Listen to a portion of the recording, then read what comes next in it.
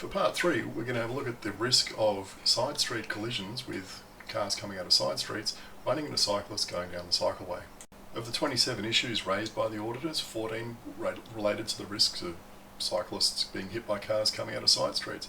So clearly it's a pretty significant issue. And if we put all these side street issues on a map, we find that most of them are on the S-bend between the railway bridge and Glebe Point Road.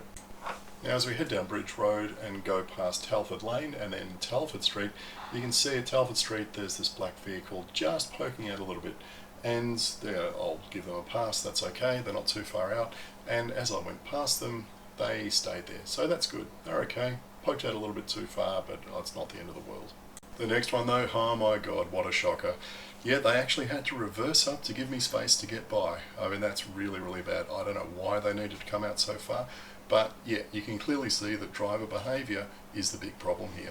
And if we have a look at the rear camera again, in slow motion, you can see the driver comes out again. I mean, you'd think they would have learnt the first time, but obviously not. Our third driver, however, manages to do everything right. Nice and legal, nice and safe. So how is it that one person can do it all properly and two completely fail?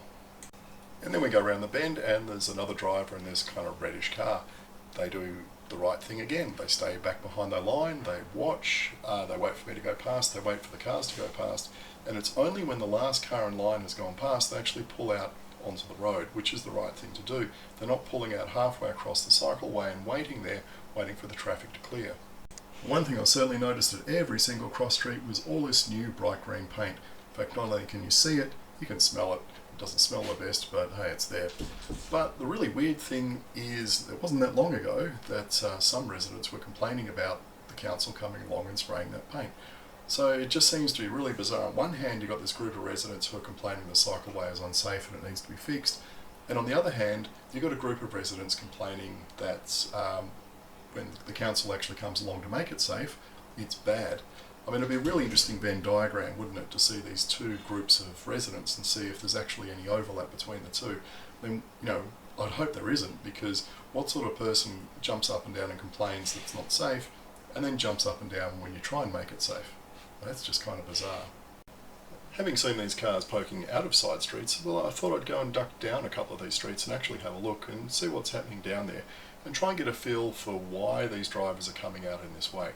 Now, the first thing I noticed when I got to Marlborough Street down the end here is first car that drives past went past at a reasonable clip.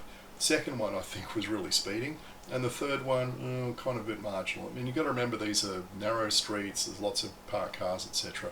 You would think people would be driving around in these back streets at about 30 kilometres an hour and really be very careful, but that's obviously not the case. So I then went up the next street and I thought I'd just get to Bridge Road and I'd see what it'll be like from a perspective of a driver. So what happens when you get up towards the threshold? What's your visibility up the hill like to the right? So what I did is I had a look up the road to the right, and where my sight line kind of was, I could just see up the road a reasonable distance. That's what you can see here on the camera. And you can see how far I am back from the threshold line here.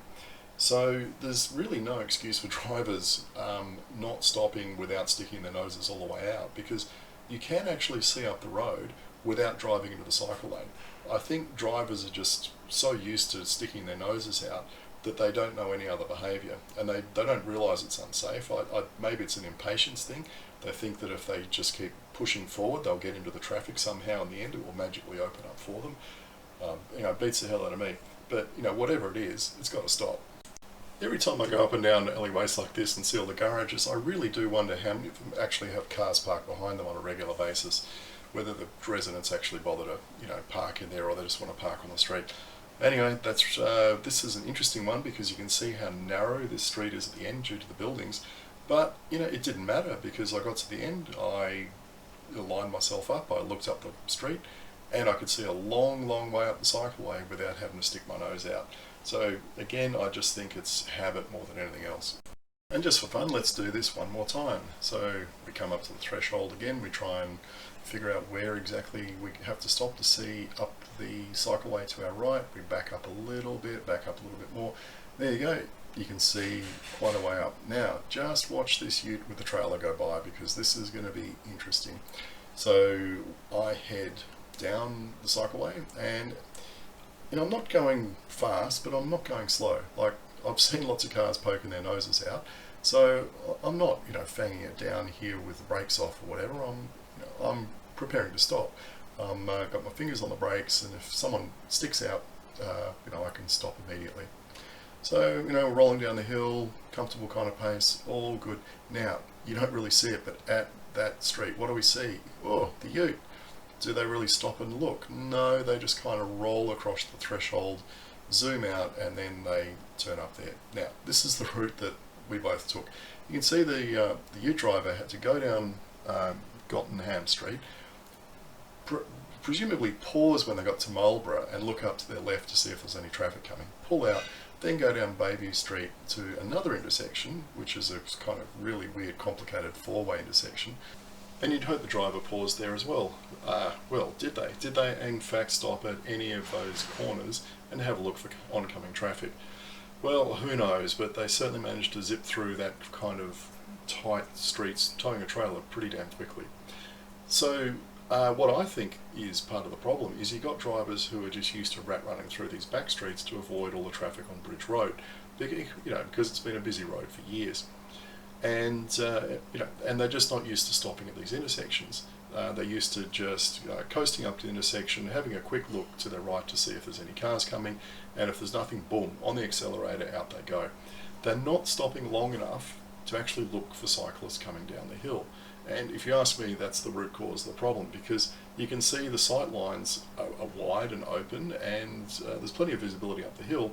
You just need to stop and sit there for a second or two and have a really good hard look, and then only pull out if it's safe to go. And I think just drivers aren't doing that.